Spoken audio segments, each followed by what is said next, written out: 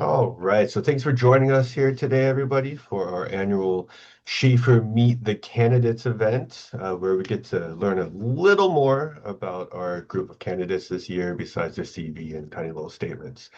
It'll be a pretty quick event, maybe a half hour or so. We'll be in and out. And my name is Chris Holzoff. I'm one of the grad council chairs, and I'm a dissertator at UW-Madison, and I'll be running us through the gauntlet here.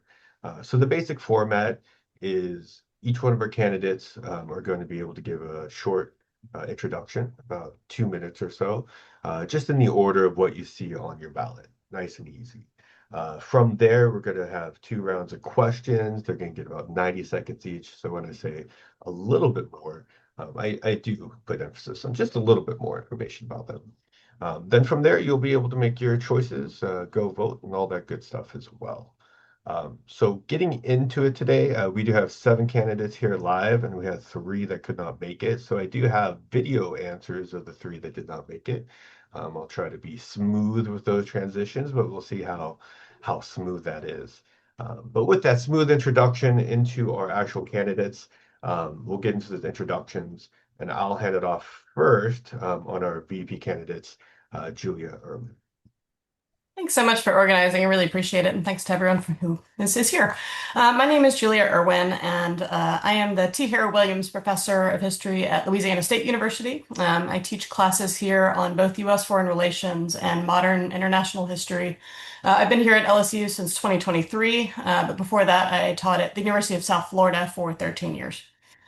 So my research focuses mainly on the history of humanitarian assistance and its place in U.S. foreign relations and international history. I've published 3 books on these subjects over the years, as well as about 24 articles. I'm currently working on a project, it's very new, on the international history of cholera and its relations to global health, development, and humanitarianism in the last few decades of the 20th century. I'm also a founding co-editor of the book series Interconnections, The Global 20th Century, as well as the Journal of Disaster Studies. I am interested in running for SHAFR president because for nearly 2 decades, SHAFR has been my primary professional home, and it's an organization I care very deeply about. I've been a member since 2009. My first annual meeting was that year. Over the years, I've attended every SHAFR conference but one, and I've served on a number of different capacities for SHAFR. So it's really an organization that is dear to me. I've been a member of council. I was a program chair for the annual meeting in 2020, which was canceled. I was the co-chair. I am the co-chair of the development committee currently, and I've been a member of the nominating committee, the Diplomatic History Ed Board, the Farrell Book Prize Committee, and other organizations. So I know SHAFR pretty well, and it would be really an honor and a privilege to help lead the organization over the next couple of years. Thanks for coming. Thanks, Julia. So our next up is going to be one of our absent members, Jessica. So I'm going to share her recording here. One moment. And hopefully you can hear it. Hello from Berlin. My name is Jessica Gino-Hecht. Tschüss, Mama. I'm the chair of the Department of History of the John F. Kennedy Institute for North American Studies in Berlin.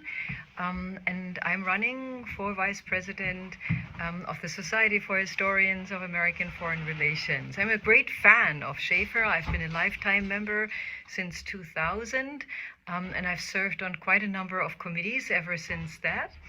The reason I'm such a fan is this. Over the last 25 years or so, I have had the privilege to really observe and also sometimes participate in quite a number of very challenging conversations about the themes and direction and the future of our society.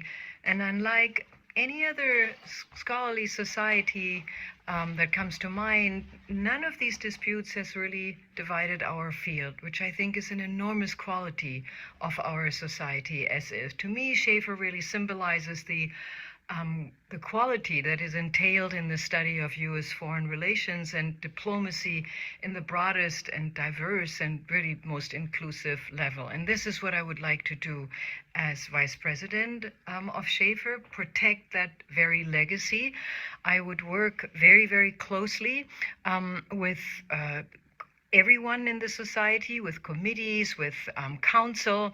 And I would also like to expand SHAFR's international visibility and engagement in a variety of different ways by reaching, for example, out to foreign and international scholars, including those who do not write in English, by nurturing international networks in areas where SHAFR is not that present, by enabling graduate students and early career scholars to travel abroad and connect with foreign scholars, and most importantly, by moving the Societies Convention to another area outside of the United States. My favorite location is Berlin. Thank you. All right. So next up on our list, I'm going to hand off to Nora. Hi, everyone. I'm Nora Lesserstone. I am the instructor of history at University of Southern California's newish campus in Washington, D.C., where I teach courses on American citizenship in a global context and the histories of dialogue, disagreement, and democracy in the United States. And I generally work on US Middle East relations, really Ottoman American relations across the 19th century, largely stopping around World War I. I'm especially interested in microhistory and biography and thinking about really the close-up view of people who lived global lives and how they were thinking about the world and imagining the world around them. So I have a very kind of intimate, local, and individual understanding of foreign relations, which I find really fun to have in conversation with a lot of the bigger picture foreign relations conversations. I've been involved with SHAFR for about 5 years. I'm currently on the dissertation award committee as well as the code of conduct reporting team. And I've just so quickly found it to be such a valuable community. And when I feel like I'm a part of a community, I immediately want to serve and help co-create that community. And I've especially found that it's been such a place of community for me because of the people who have sort of brought me into the fold. And so I'm hoping that as a member of council, I can sort of think about things as that early career person who's trying to connect different generations of scholars and think about how the society works for everybody and can bring everybody together. Thanks, Nora. And next up, we're going to have James. Hi, everybody. Can you hear me? Great. Yeah, I guess. Oops. Sorry about that, guys. Give me just 1 second here. Okay, great.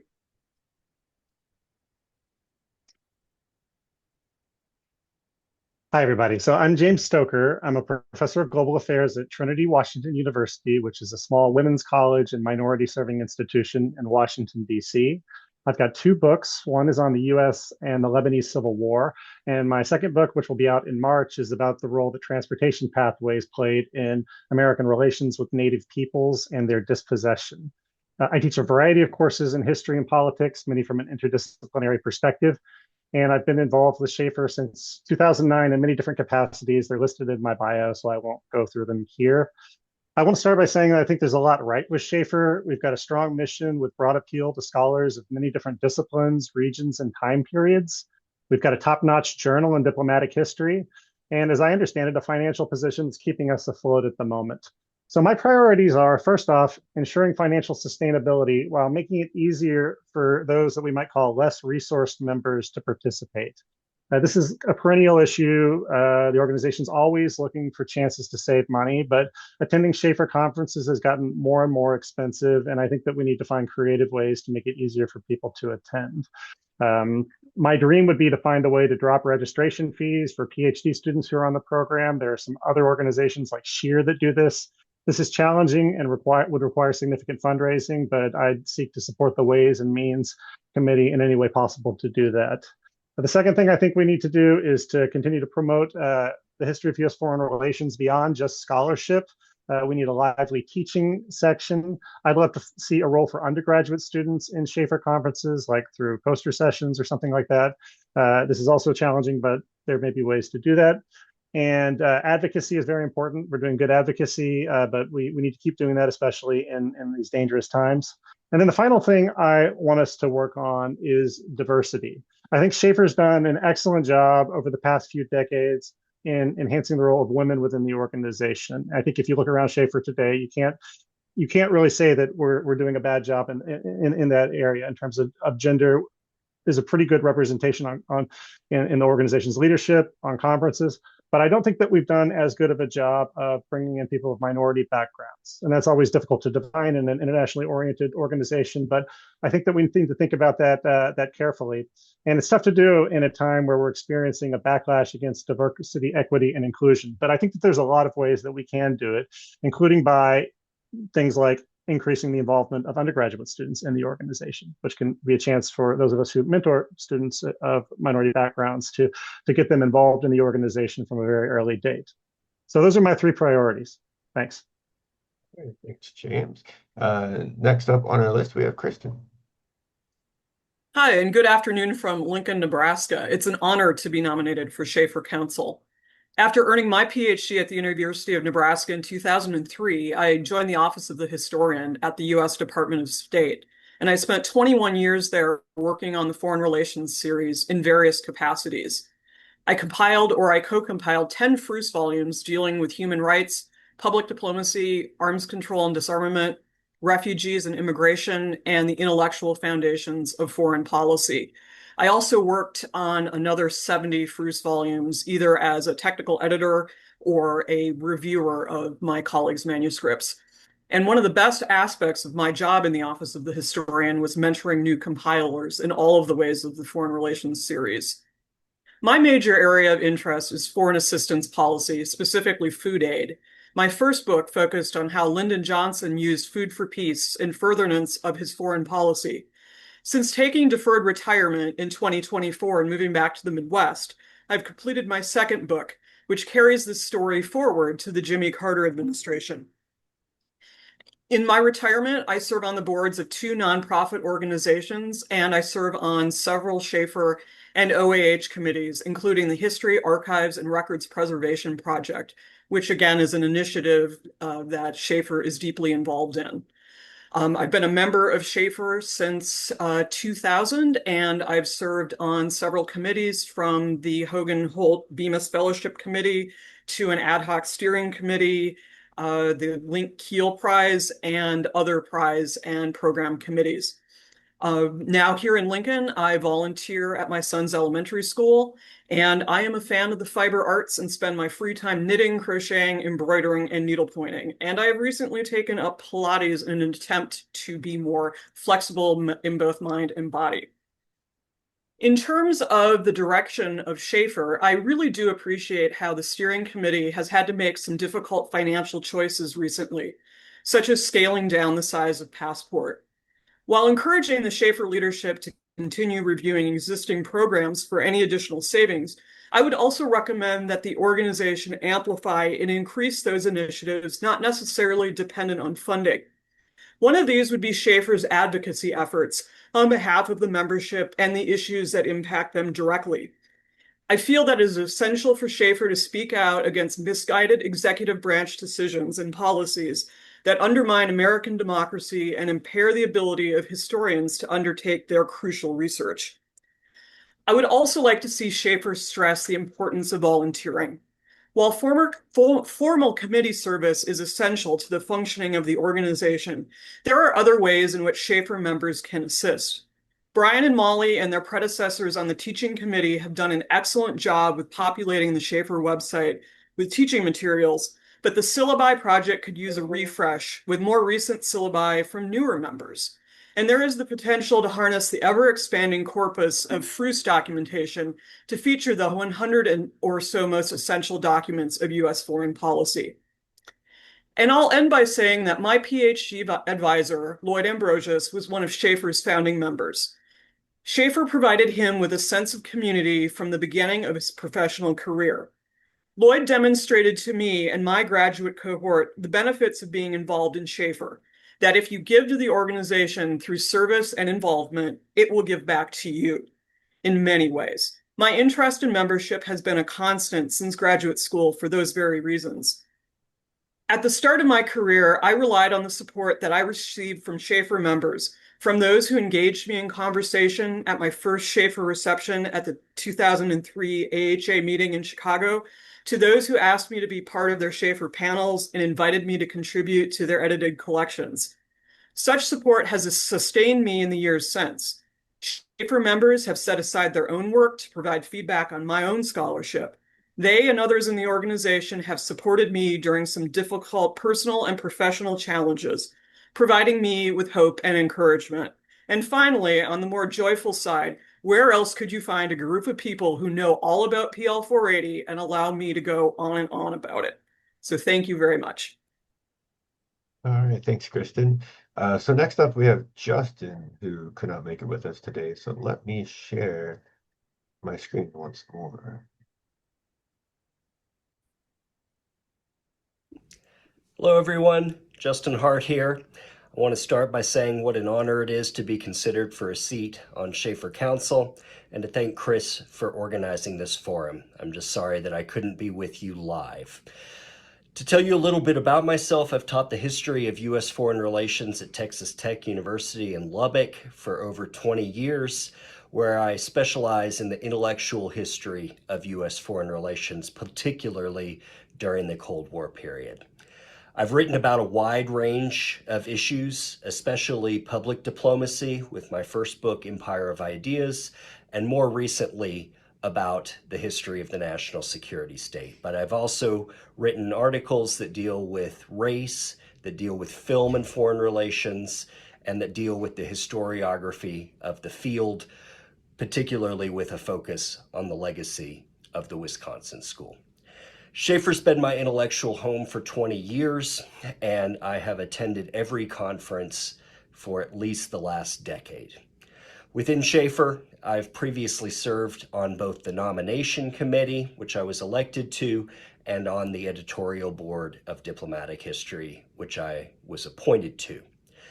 Over the last several years, I've concentrated particularly on teaching-related issues within SHAFR.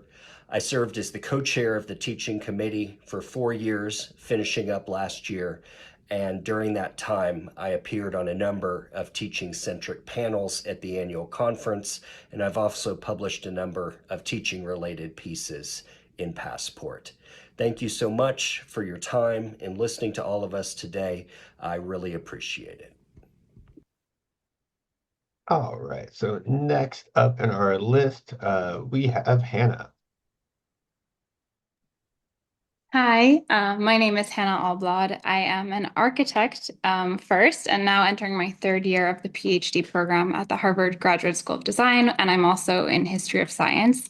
And I'm really excited to be here and be part of SHAFR because my research looks at the role of American modernists in kind of international development programs, but specifically the development of national science programs and how sort of transnational networks of design and of physics coalesced into this sort of nation building project in the Cold War. So I'm interested in the history of foreign relations as different actors who you might not normally consider interact.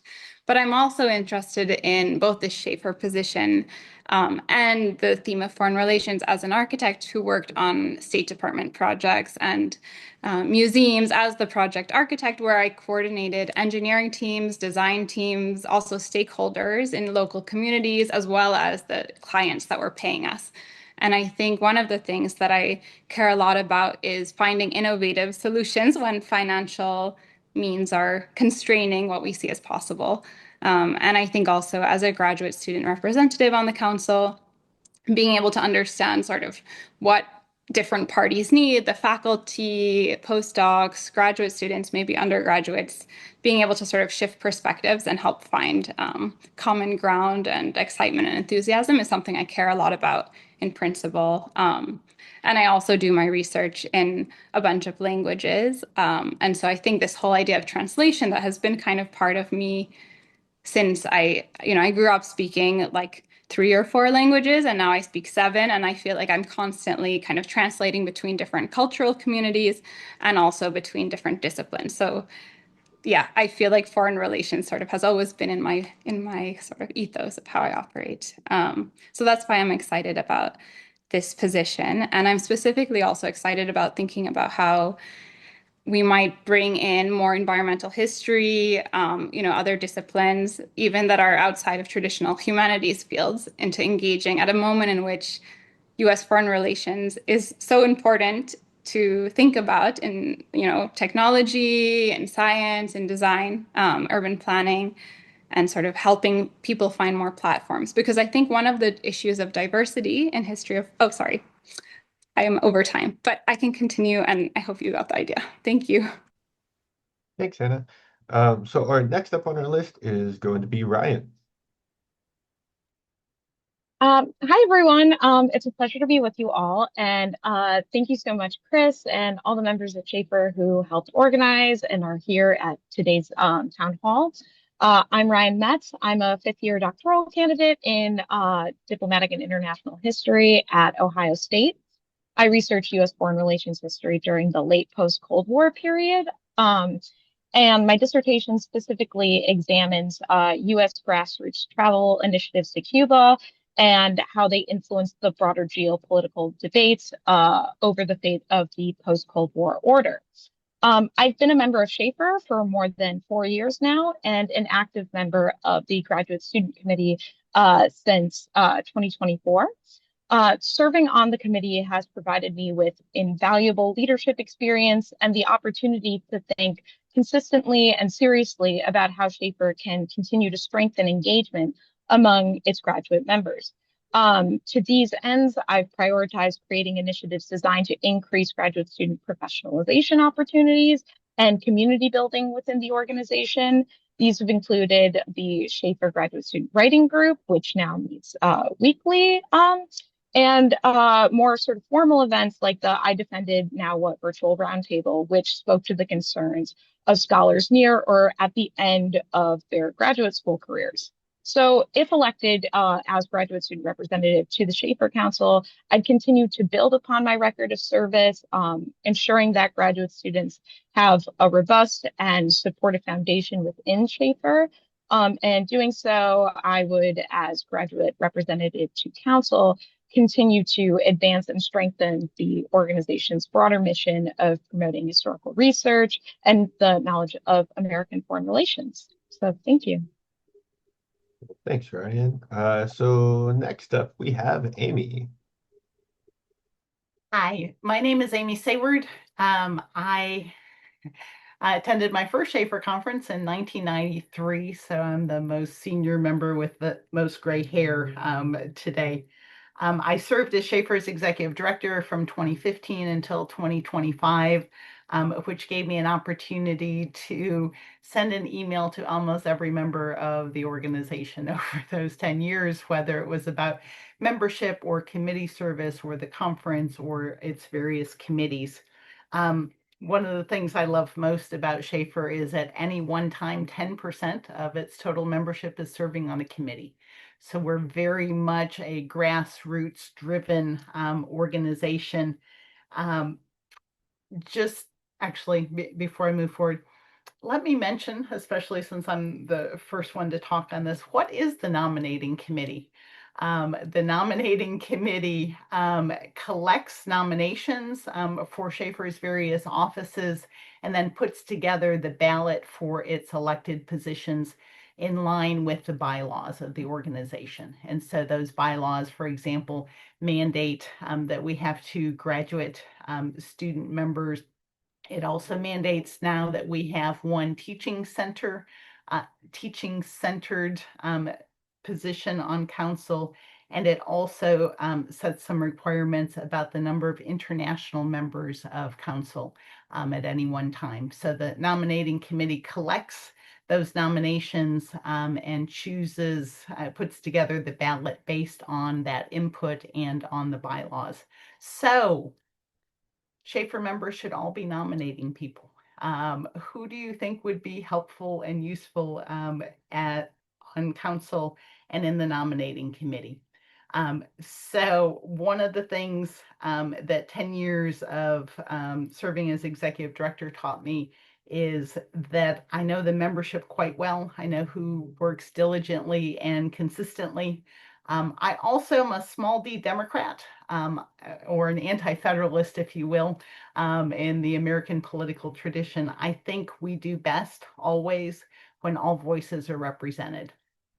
I sometimes think that we lose the middle in SHAFR, that we have graduate student representatives, we have senior folks, but we often lose sort of the middle, those early professional years, and that we often are missing non-academic track folks. So thank you so much. Thank you much. So last but not least is Brad, who could not make it today. So let me share the screen one more time for you. Hi everyone. Sorry I couldn't make it in person, but parenting duties call. So I'm Brad Simpson, and I'm running for a spot on the nominating committee. I am a historian of U.S. foreign relations and 20th century global politics at the University of Connecticut, and SHAFR has been my primary academic and intellectual home for more than 30 years. My first academic conference was a SHAFR conference at Georgetown in 1995, and 5 years ago I became a lifetime member. In those years since, I've attended all but a handful of SHAFR conferences when I've been out of the country, and I've presented, chaired, or commented on panels at nearly every SHAFR since 2003. I've chaired or served on 5 program committees, the Graduate Grant, Membership, and Public Affairs committees. I've published articles and book reviews in diplomatic history, and in 2012 I was awarded the Bernath Lecture Prize. More importantly, I have sought to mentor not only my own graduate students, many of whom are SHAFR members and have taken their PhDs with me and colleagues, but also other SHAFR graduate students and junior faculty over the years. I've served as commentators on lots of graduate student organized panels.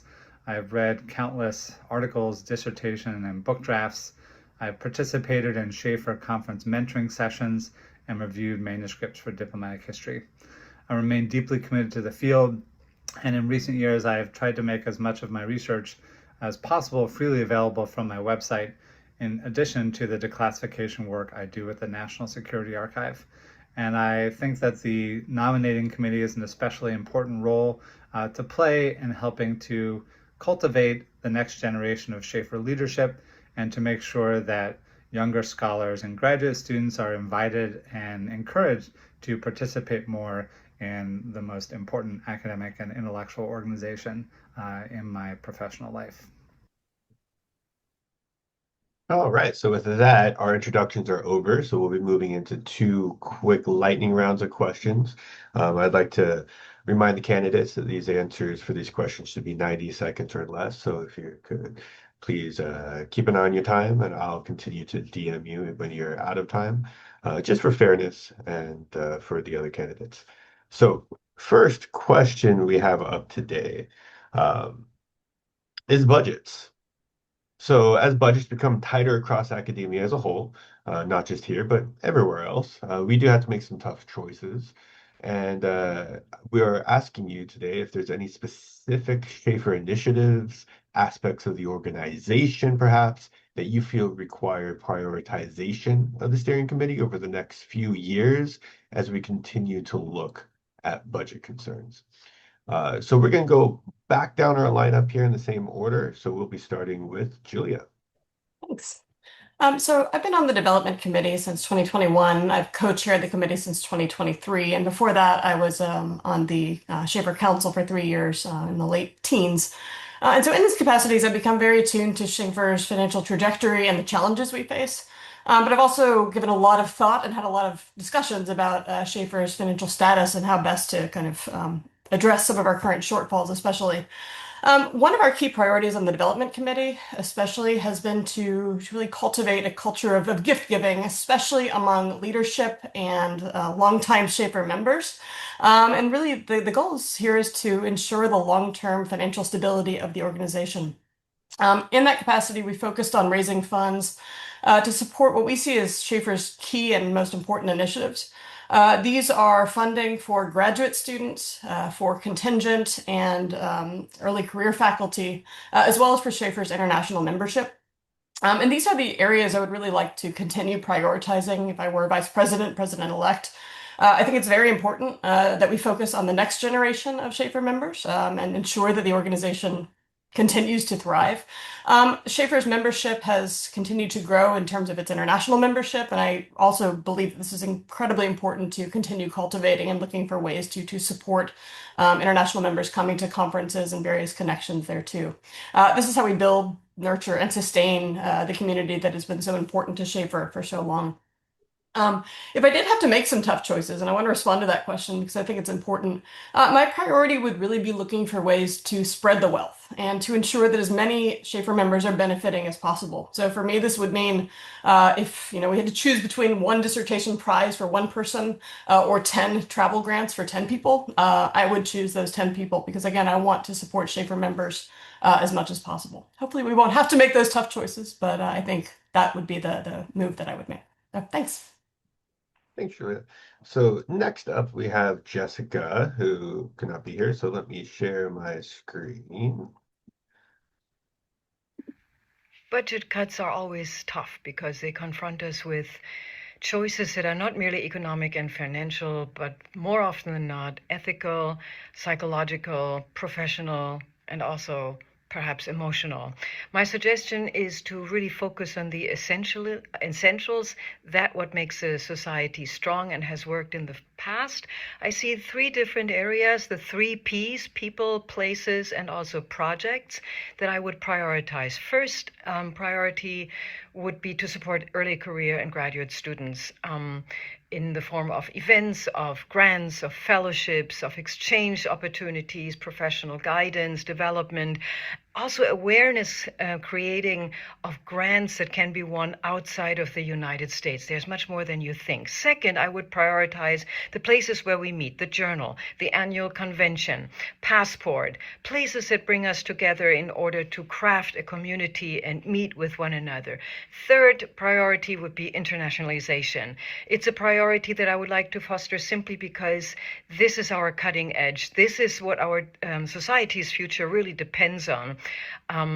The invitation of foreign scholars, international networks, and bringing in more non-US voices.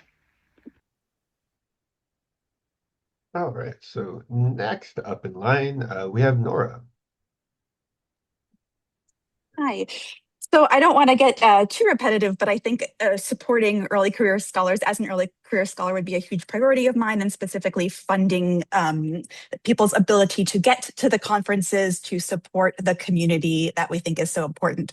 But I will say, secondly, that I'm very intrigued by SHAFR's ability to speak to what I see as a very interesting concern of our moment, which is what is global citizenship? How do we do global citizenship right now? And I think a huge component of that conversation has to be incorporating voices, a more diverse perspective of voices than perhaps we have at a given meeting. So I'd be very interested in promoting and prioritizing efforts, as many people have talked about, to encourage diversity, perhaps by thinking in creative ways. Like, are there people in other fields who are doing exactly what we're doing, but they're calling it something else? And then therefore, can we also then support those people in coming to a conference that may be outside of their wheelhouse and therefore maybe wouldn't seem particularly marketable to them unless we were going to pay for them. So I'm just wondering how sort of like creativity and vision can be matched with a fundraising spirit to both increase diversity, conversation about global citizenship, and community. I know, I'm short-winded. Oh, I'm not going to complain. So next up, we have James. So like Nora, I'm going to be brief and try not to be too repetitive, but I have essentially three priorities for this position. The first is ensuring financial sustainability while also helping our less resourced members to participate in conferences. And I think that, one example of that has worked really well in recent years is in the years where the conference is not held in DC, there have been partnerships with universities that make dorm rooms available to both students and to others who are attending, and that has really done a lot to reduce costs and make it possible to attend. And that's a lot more difficult to do in the DC area. But I think that if we can think creatively about where we hold the conference every year, there might be some possibilities in that regards to make it less expensive. And like I said, my dream would be to find a way to drop registration fees for PhD students that are on the program, but that would actually require fundraising through, through either donations or through some sort of foundation. But I'm interested in exploring ways to do those two things. The second priority is moving beyond scholarship through teaching and advocacy. So like I said, would like to see a role for undergraduate students in SHAFR's conferences.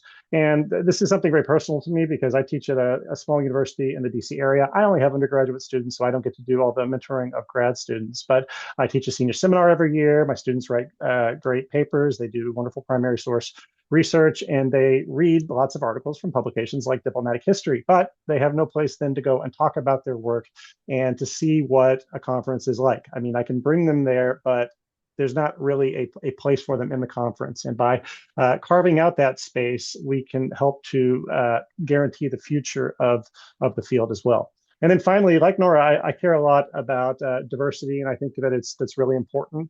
This is challenging because there's intense political backlash against any effort that can be seen as DEI. I mean, I think we've seen that in SHAFR itself, where we had an attempt to put a diversity statement in conference applications, and there was some pretty strong pushback that required us to basically drop that. At least as I understand, it's been dropped or made optional. So even when we face challenges, we have to find ways to try to make this happen. And I think that one of the ways that we do this is by ourselves training students who are going to enter into the field. And that's where creating opportunities for undergraduate students is really important, because that's where you really catch students' attention. There's a lot of pressure on students these days to focus on things like, career paths that are allegedly going to pay a lot of money, and history doesn't always seem like one of those. But by introducing them early to the professional side of history, I think that we stand a better chance of keeping those students in our field. Thanks. All right. Thanks, James. Next up, we have Kristen. And I realize that we're reaching our time limit, so I will again try to keep this brief. But I would like to emphasize the importance of advocacy that I had mentioned in my introduction, and through participating in the HARP project is really underscored the need for professional organizations to be continually out on front on these issues. So I would obviously encourage the SHAFR leadership to increase its advocacy efforts in terms of partnering with the OAH and the AAHA and the NCPH in those areas. Again, it is really depressing for me as someone who worked for the federal government for 21 years to see federal historians maligned in the way that they have, and also facing these challenges in attempting to do the jobs that they were hired to do. So definitely SHAFR needs to continue to put pressure in those areas. And I again return to this issue of volunteering.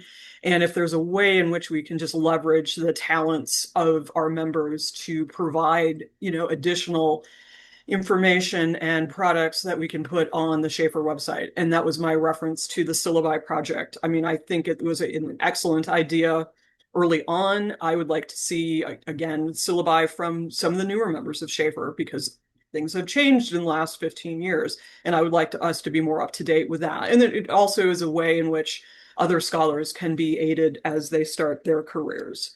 And again, an obligatory plug for the Foreign Relations series to better incorporate it with the SHAFR website. Thank you. So next up, we are moving to Justin. So let me go ahead and share his video for you. In terms of budgeting questions, addressing issues of finances is really my primary motivation for my interest in running for council. All of us who've been around the organization and been around the annual conference over the past couple decades have watched with concern as membership in the organization and attendance at the annual conference has dwindled particularly over the last decade. It's clearly a result both of cutbacks in the sheer number of faculty lines and spots in graduate programs, as well as inflation-driven increases in the cost of attending conferences and paying membership fees. Consequently, I would prioritize any financial initiatives that encourage a broader array of people to join SHAFR and to be able to attend our conference. And I'm thinking here particularly of graduate students and scholars with contingent employment, as well as those who are overseas. And so in an era of tough budget choices, I would support continuing to provide travel grants for the conference, covering discounts in membership fees and conference registration for graduate students and contingent faculty by raising the rates for those with permanent employment, and also prioritizing a hotel contract for the DC years that provides geographical proximity to reduce cost student housing, as we attempt to do in the off years when the conference is on a university campus. All right. So next up is going to be Hannah. Hi.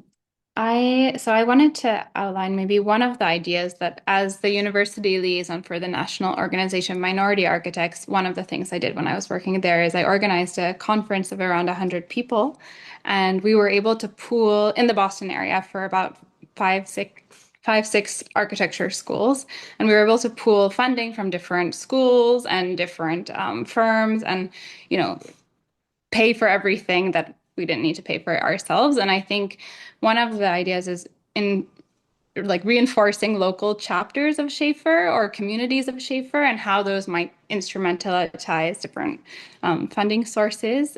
Because I also think the in-person is so valuable, and I've benefited a lot from SHAFR's graduate student travel grants and the dorm housing.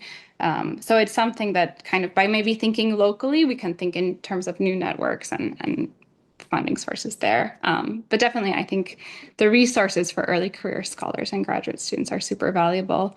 And yeah, I think that's pretty much all I have to say on this one. Thanks, Hannah. And next up, we're going to have Ryan. Yeah, so as budgets continue to tighten both within and beyond the universities, I think that SHAFR, one of the ways SHAFR can continue to support graduate programming, professional development, and like even travel funding is by also continuing to prioritize partnerships with other institutions. Such partnerships can help reduce the financial burden on SHAFR while also connecting graduate students with a wider range of professional opportunities, including pre and postdoc programs, and even careers that extend beyond traditional academic pathways for those interested. We've already seen how effective this model can be. SHAFR partnered with the Reagan Presidential Foundation in support of the 2025 Graduate Mixer. And this year, I worked with the Clements Center for National Security at UT Austin to help organize both a roundtable for the conference, as well as the 2026 Graduate Mixer. And that collaboration allowed us to accommodate a remarkable number of graduate attendees while also creating meaningful opportunities for graduate students and early career scholars at the intersection of diplomatic history and contemporary foreign policy opportunities. And I think these partnerships will become even more important as SHAFR expands its international programming and conference venues in the coming years. So as department travel budgets tighten and airfares keep rising, building and maintaining relationships with institutions willing to support graduate students financially and allow them to take advantage of SHAFR's exciting international push, for example, the Hagen 2028, strikes me as a particularly important priority over the next few years. Thank you. Thank you much. And next up, we have Amy. So since the nominating committee does not make any financial decisions, I'm going to pass on this question. Thanks, Amy. So let me share my screen and see if Brad has a pass or a take on this one.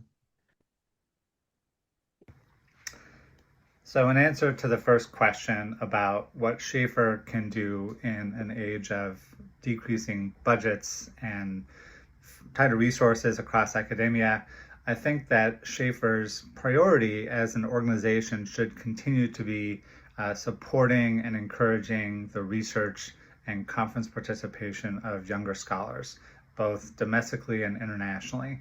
SHAFR has become an international organization, what I sometimes joke a sort of island of misfit toys of international historians, and it's one of the few gathering places where historians of foreign relations of other countries can come to present their work.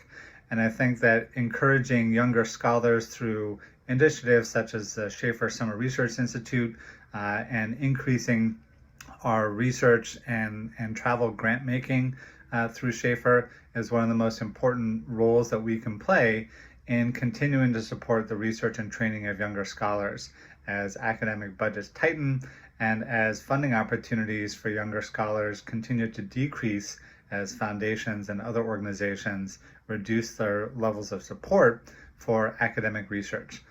This is what has allowed SHAFR to grow in recent years, and if I'm on the nominating committee, I would continue to support younger scholars and members who would help to advance what I think is this most important function of SHAFR as an organization. All right. So with that, we have one more speed round of questions, 90 seconds, lean and mean. And this final question is, what in your judgment is the primary reason or set of reasons that students and scholars alike should pay their membership dues? It's kind of budget, but not quite. Basically, what I'm getting at here is, what's the value of SHAFR? Why should people care? We'll start with you once again, Julia. All right. So I'll start with my own experience. I mean, as I mentioned, I've been a SHAFR member since 2009. I became a life member in 2018. I've served the organization as an elected member in multiple ways as a volunteer. And I do this because I care very deeply about SHAFR. It has always been such a supportive and collegial and just welcoming professional home and community. I look forward to attending SHAFR every year. I call it summer camp sometimes. And I've just met colleagues and collaborators, now dear friends, just through the organization. And so for me, this is why I support the organization, and I think others should too.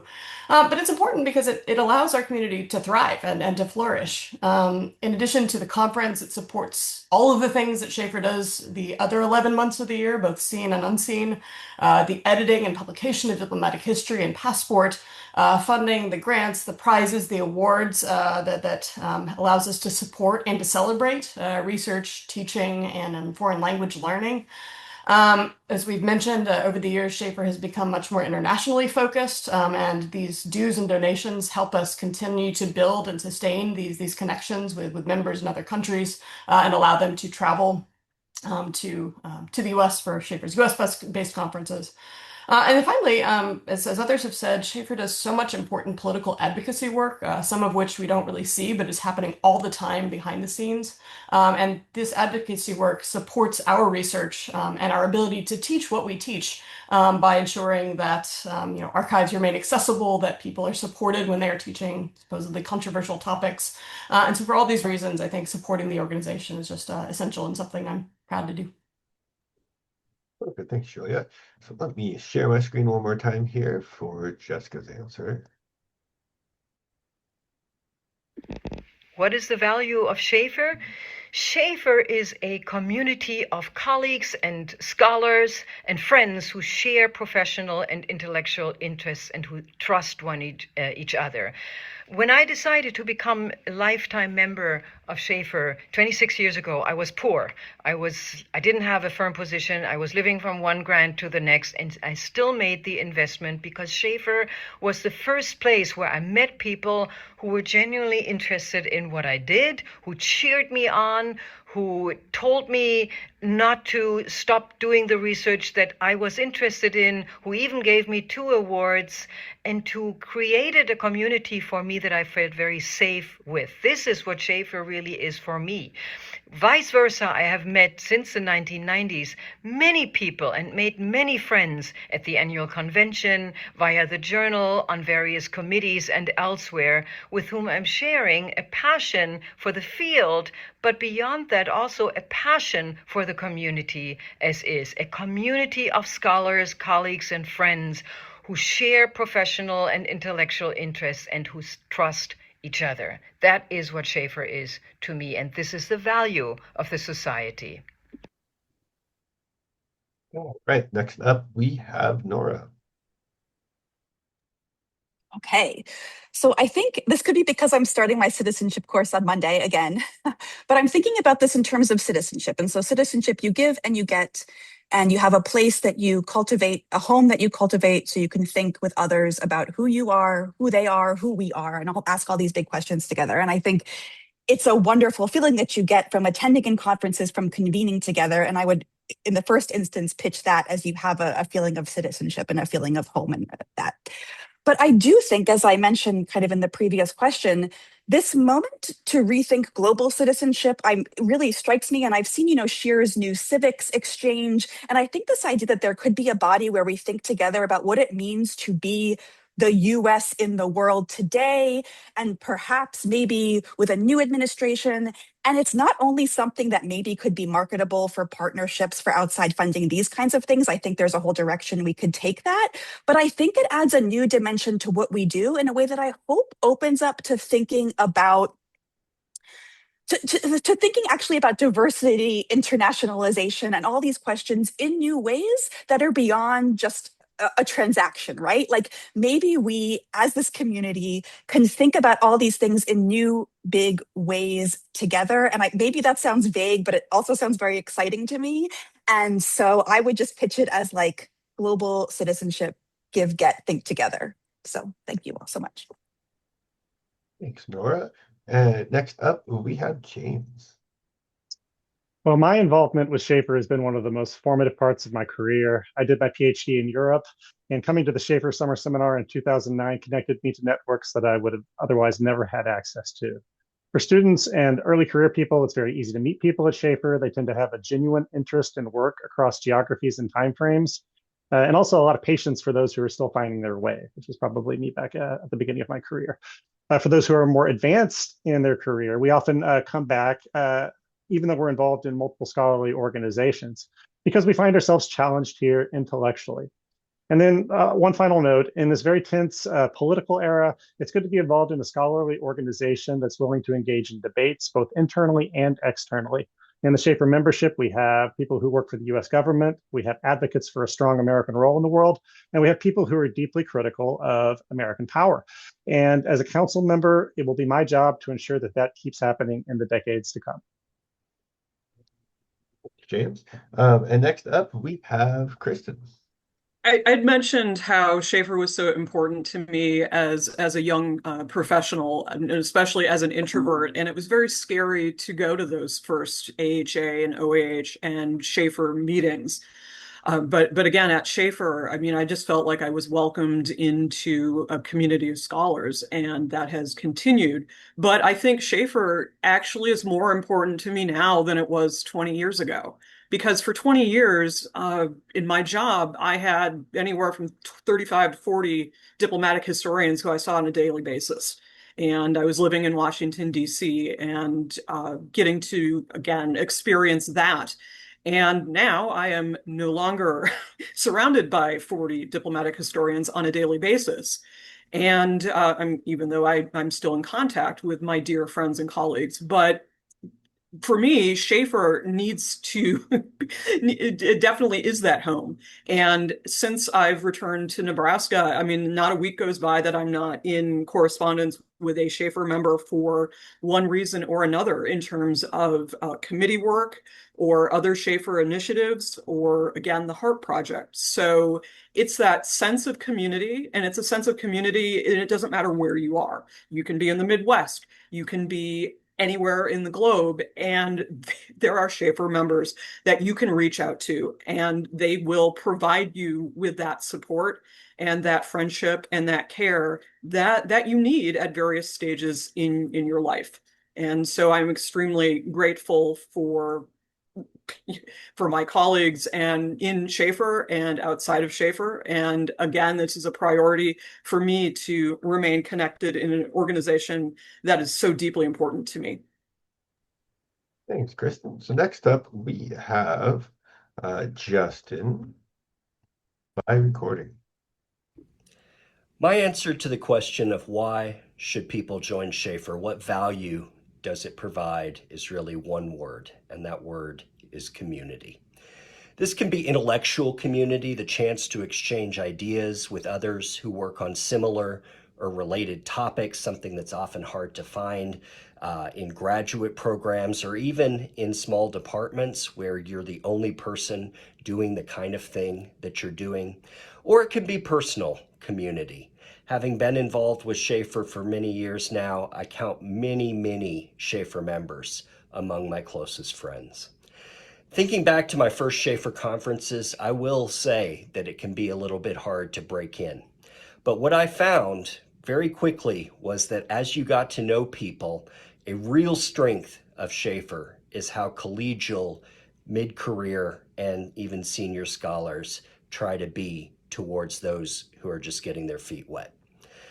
In my experience, panels are far more likely to be supportive and encouraging rather than trying to tear people down.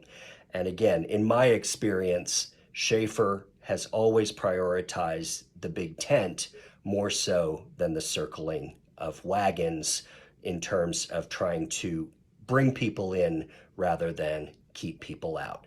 I've seen numerous subspecialties and thematic approaches welcomed in over the last 20 years, and that's my favorite part of the organization and what I find most valuable. Right. So next up, we're going to have Hannah.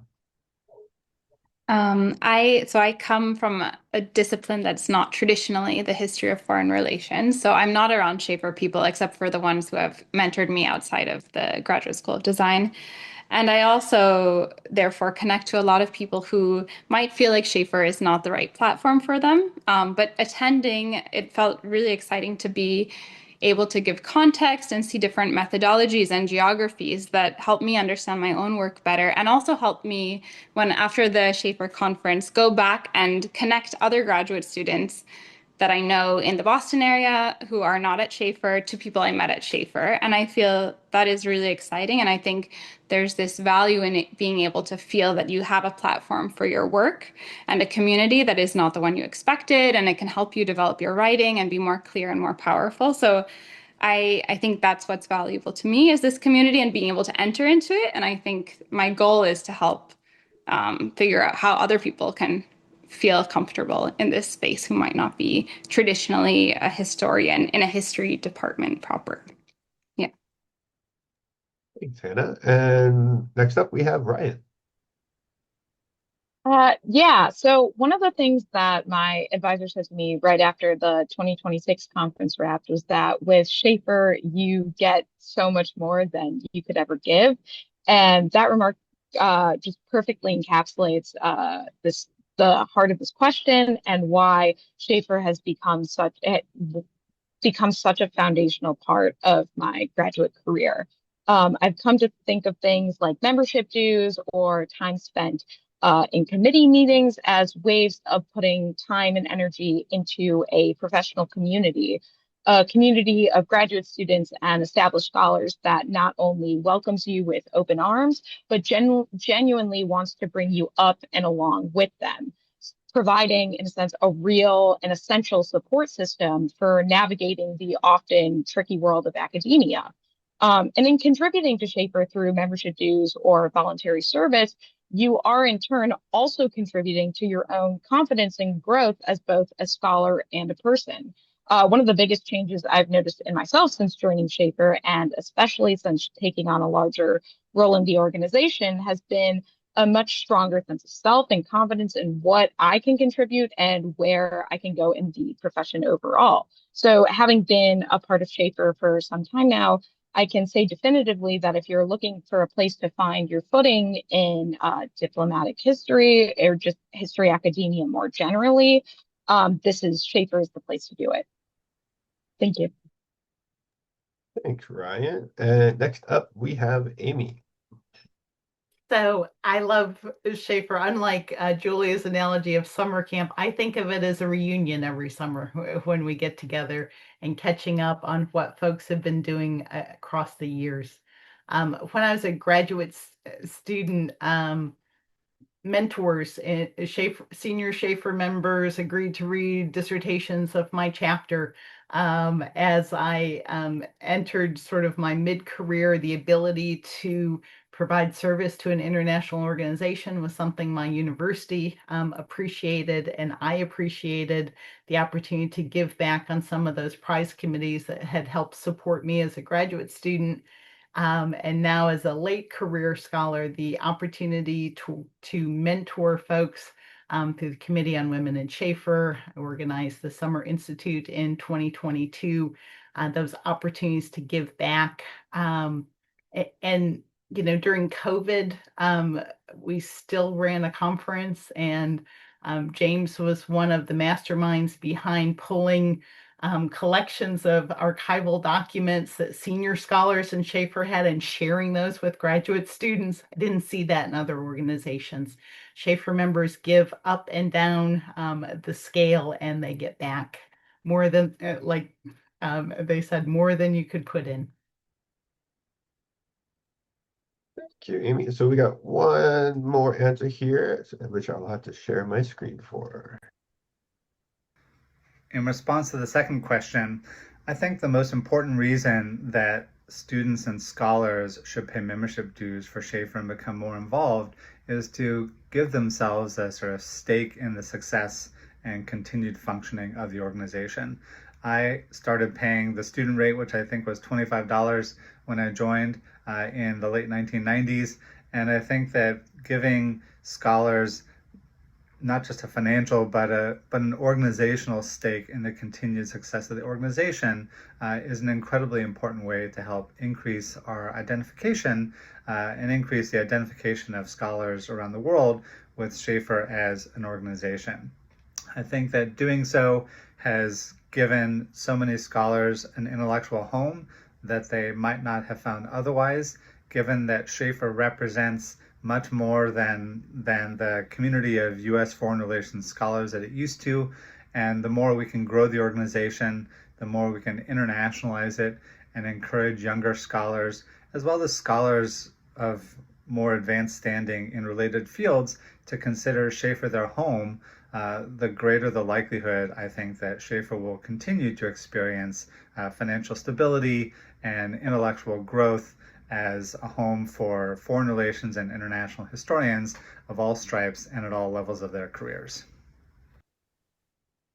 All right, so with that final answer, I want to wrap up by thanking everybody for coming today, our candidates for joining us, our candidates who could not be here for taking the time to record those videos, as well as everybody who's watching both live and later. We will have this recording on SHAFR YouTube soon, so if you want to harness your inner 6-year-old watching Frozen and listen to answers over and over again, you're more than welcome to. But otherwise, just keep in mind, we have that email with your link for the votes back on the 15th of August. If you're missing it, go find it. You have just over a month to get your vote in, September 30th. So you're part of the organization. Make sure your voice is heard along with everybody else's, and click the buttons and do the thing. Otherwise, thank you, everybody. We appreciate you. Thank you, Chris. Thanks to everyone for coming too, and thank you, Chris, for Thank you, Chris. Thanks, everyone.